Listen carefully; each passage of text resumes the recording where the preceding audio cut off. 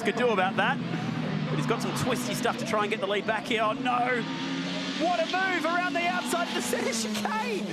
No, I've never ever seen a pass there. I've never seen someone go around the outside through the chicane. That is maximum commitment through there. All right, so I just got done just doing a little joyride in the RSX, but I think the first topic I'm going to talk about is like coilovers. People often hit the groups up, the forums up, trying to figure out what's the best coilover for them. I always start with the question, what is your goal with the car? If you're just trying to get low, then you know, any basic coilover other than Racelands, which will probably blow very, have a short-term life and ride very harshly. I mean, you always have those people who will tolerate low quality and they will recommend it to you to justify them buying low quality. But yeah, don't ever get Racelands.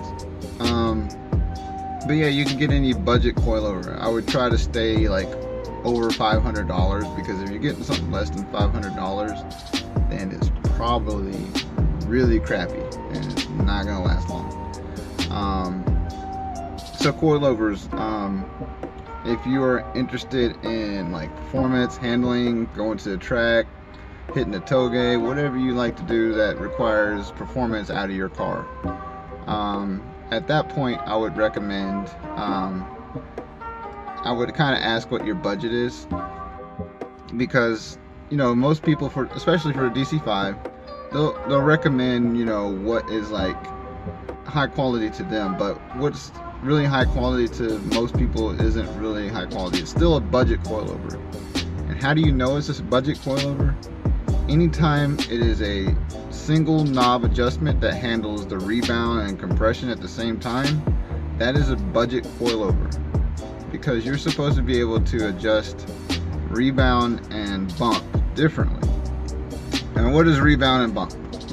So the way I like to look at it is, rebound is how the shock deals with the car, and bump is how the shock deals with the road.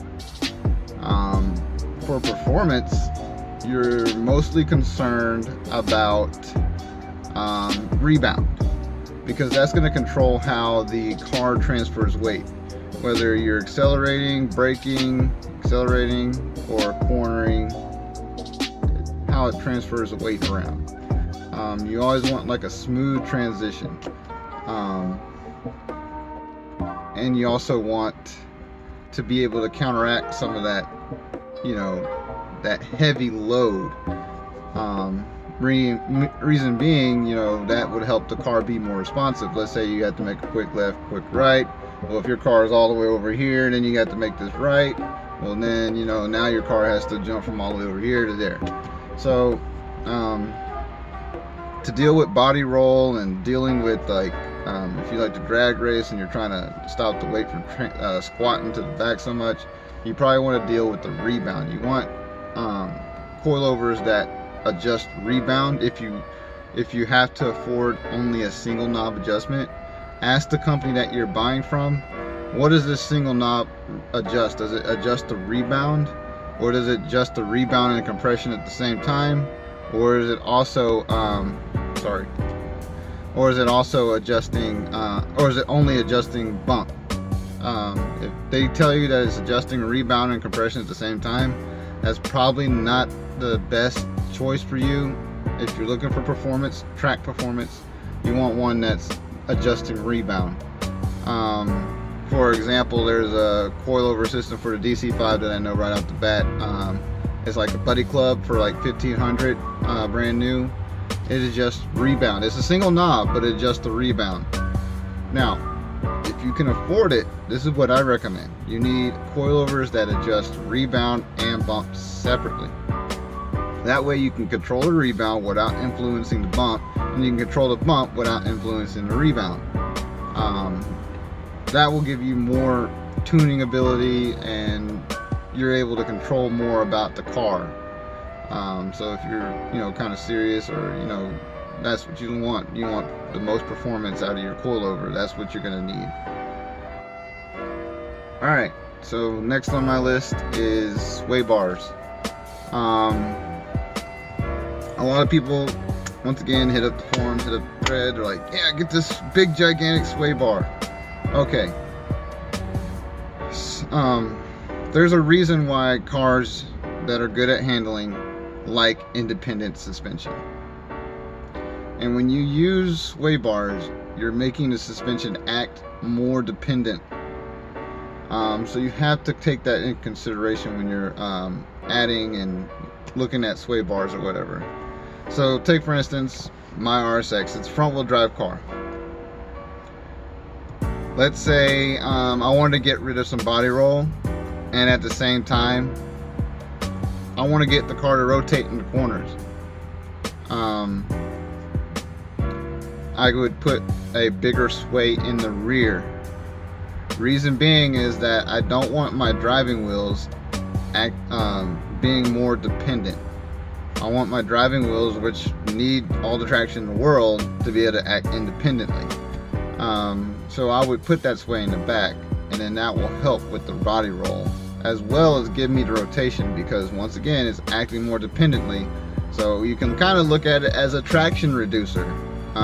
You know, that sounds counterintuitive, because you get the sway bar to make you handle better, but in reality it's actually kind of like a traction reducer. So if I wanted to like oversteer like crazy, I would put a big gigantic sway in the rear. You have some people who run no sway in the front, or run a sway in the front.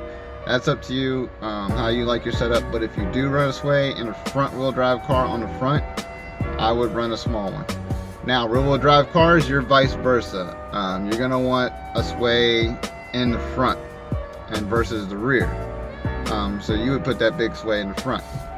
That way you're keeping it off your driving wheels. And if you want to sway on the driving wheels, just try to keep it small if you can, unless you just don't mind oversteering like crazy. I mean, it depends on how you like to drive as well. That's why I tell people sway bars are not like a first go or high concern, high priority handling mod. They're basically the icing on the cake. You got a big cake and it's just the little sprinkles on the top to give you, to kind of set your car up the way you want it to be based on how you like to drive. Do you like to oversteer? Do you want a little bit of understeer or whatever? Okay, strut bars. So under heavy G-forces, the chassis tends to twist a lot and stuff like that. Especially in the front. If you look at the DC5, it has struts that connect to the strut towers up here, and those struts are connected directly used as a control arm. So that's a lot of twisting, especially when you turn the wheel and the wheels turn this way and they want to turn the car like this. That's going to cause like a motion to twist like this, to twist the chassis. So I'd say on a front wheel drive car like the DC5, having a front strut bar, that's a good idea. You can also put one in the rear because this, as you notice, is an open hatch. So it's gonna it doesn't have like that little not centerpiece, but that rear piece that like a 4-door car has, or a non-hatchback car, which would actually help with bracing. Now I think the 05, 06 does have like a bracing under the seat, especially the Type R. But yeah, you can also put that over the actual coilovers, and have a rear strut.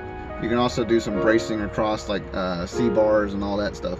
But that will just help this open hatch not twist and turn when you're under cornering.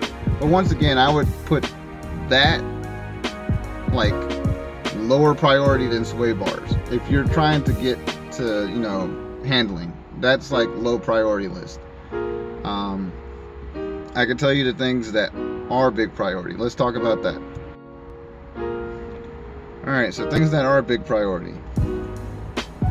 Your compliance bushings. Under G-forces, the suspension goes through what we call deflection.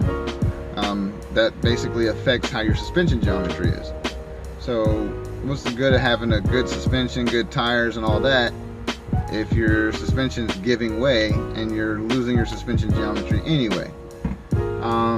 So you need to go for the bushings. Bushings are very important. You need stronger bushings, especially on the RSX. You can practically move the arm with your own strength.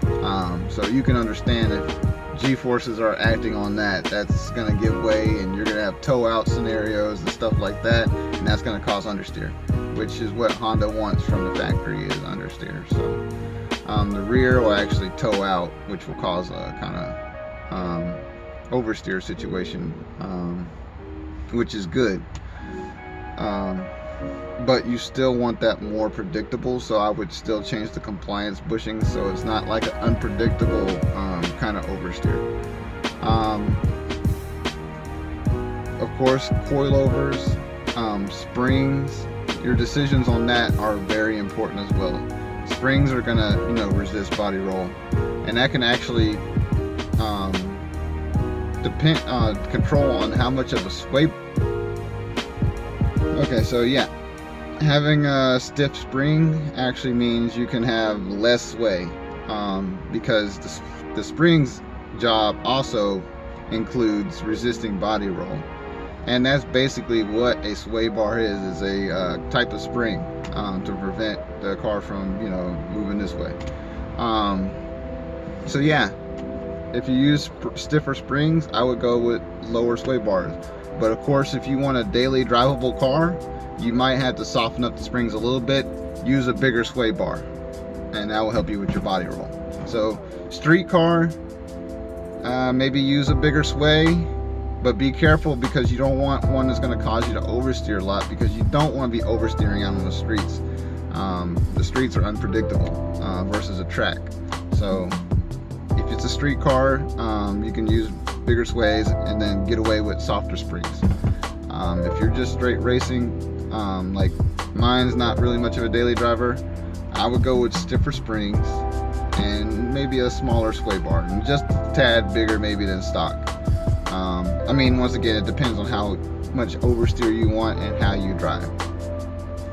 So springs and coilovers is very important, and also camber, negative camber adjustments and stuff like that. Your ability to adjust that's important, so I would get things to be able to adjust that so you can control your suspension geometry. That's important as well. And then once you get that out the way, then you start focusing on sway bars, strut bars, riveting up the chassis, so you can actually save weight on just using bars, because when you add bars, you're actually adding more weight to the car. I mean, I know it's penny pinching, but to a serious guy who's serious about weight reduction, every little pound counts. So they're trying to shave off 0.1 seconds off their lap, so. And if you want to use less bracing, use riveting. Rivet your chassis on the weak points, and you can kind of see where like the sheet metal or whatever you want to call it are kind of connected, laying flat over each other like that. That's parts where you probably need to rivet on the, especially back there in the chassis, or in the rear back there, and on the sides of the car.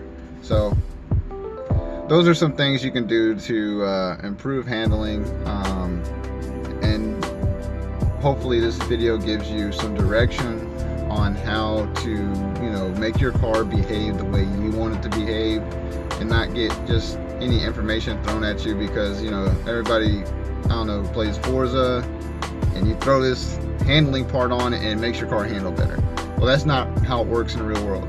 In the real world, you're always kind of sacrificing something in order to get something. So when I put a big sway bar, I'm sacrificing my rear traction to maybe get rid of a little bit of body roll, have a more responsive car. Or you're kind of always sacrificing something. When you stiffen up your springs, you're sacrificing the ability to run over impurities and not maybe lose traction so much. You're sacrificing something. So always keep that in mind. And if you guys have any question, just leave a comment below. Also guys, like and subscribe. The Monero contest 500 subscriber giveaway is still going on. I think Monero's at $90 right now or whatever. So if we get up to 500 subscribers, somebody's getting $90.